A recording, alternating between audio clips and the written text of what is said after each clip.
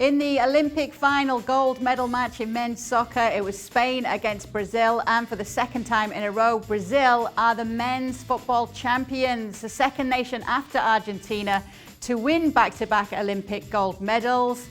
It ended up going into extra time after Oyarzabal replied to Cunha's goal, and then it was Malcolm who put the finish on a great ball to give the gold to Brazil. Nedum and Rob back with us. Nedum keeping a close eye on this game today. Deserved winners, Brazil, Nedum? Yeah, I'd say so. I think although Spain have a lot of possession, ultimately Brazil, to me, just felt a bit more dangerous.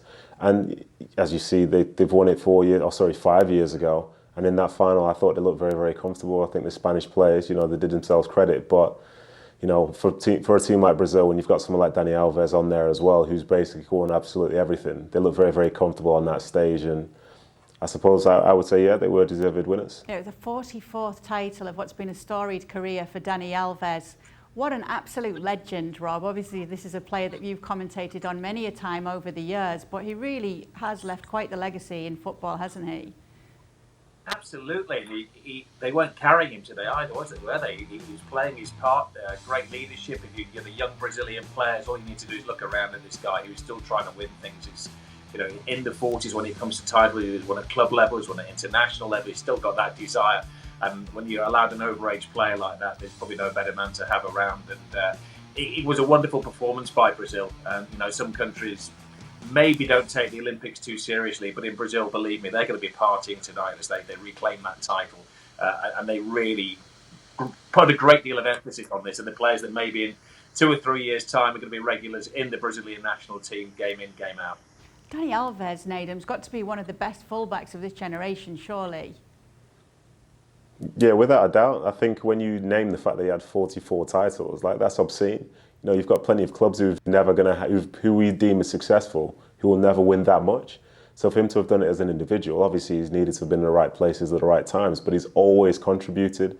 And it's no sort of surprise then that he gets to a final, he goes out and wins it. And I think that's probably the only thing which he hadn't won thus far in his career.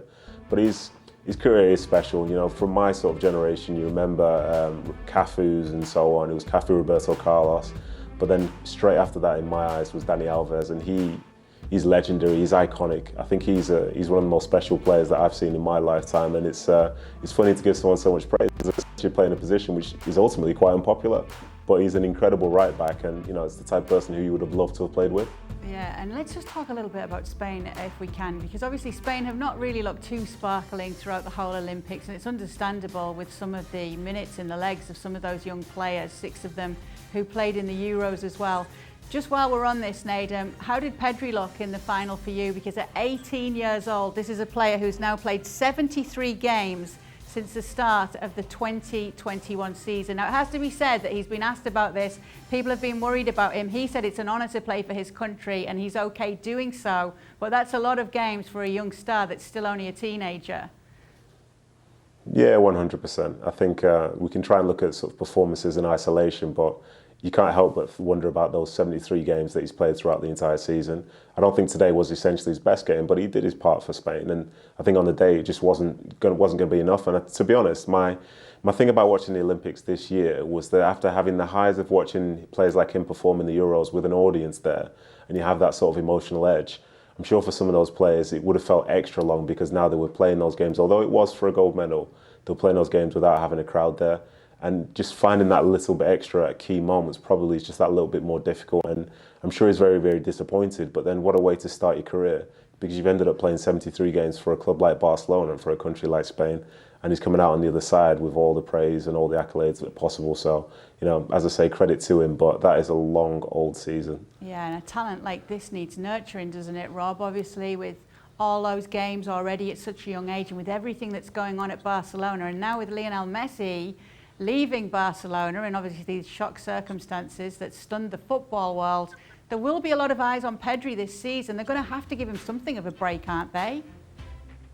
There was one little camera image of him towards the end of the game where he looked absolutely exhausted. It looked like he'd run the marathon in lead boots never mind played an Olympic football final. 73 games. He started the season as an unknown.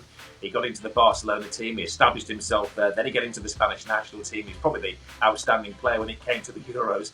And then he's taken to the Olympics, and he's carrying the torch for Spain there as well. And then when he goes home next week, he's going to learn that they're going to be leaning on him a little bit more, because Lionel Messi, sadly, is no more at Barcelona. But they need to give the guy a break. I mean, we've had so many great young players over the years, and then they can get burnout when they're 22, 23. So Barcelona they have to be wary of overusing him, over-relying on him. They have to protect him. They have to nurture, maybe a little bit like Manchester City did with Jack Grealish, and they've done with Foden. Maybe if Pep Guardiola was there, he'd maybe have a better chance of succeeding. So Barcelona in a bit of a desperate situation at the moment, and I think we probably need to see him about the third or fourth game of the season, or give him 10 minutes at the end of matches. But let that lad go back to the Canary Islands where he's from, and have a couple of weeks in his dad's restaurant, where he was still, I think, serving on the tables last summer. Wow. I actually do have another question for you, Rob, but because you mentioned Foden, I just want to put that to you, Nedum. Pep Guardiola was very careful with how he nurtured Phil Foden. Do you think he went about it the right way, and is that a way that maybe Barcelona can look at when it comes to a player with the talent that Pedri has? Yeah, possibly. But I think one of the things with Foden was that one of the biggest roadblocks which he had at the start of his career was one guy by the name of David Silva.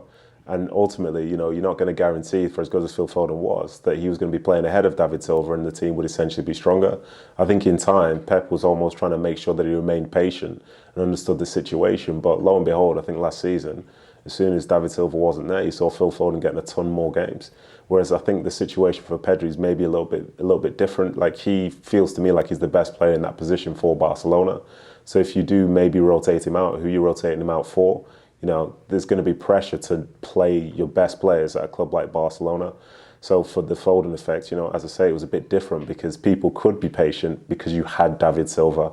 But yeah, I don't know. The two cases, they feel a little bit different, but this type of talent is absolutely incredible. And hopefully, as Rob was alluding to there, they don't get to a point where he does feel burnout, because I think it would be ultimately it would be a huge shame because he is so talented. Well, thank you very much for watching ESPN on YouTube. For more sports highlights and analysis, be sure to download the ESPN app. And for live streaming, premium content, and let's not forget as well, ESPN FC 7 days a week. Subscribe to ESPN+.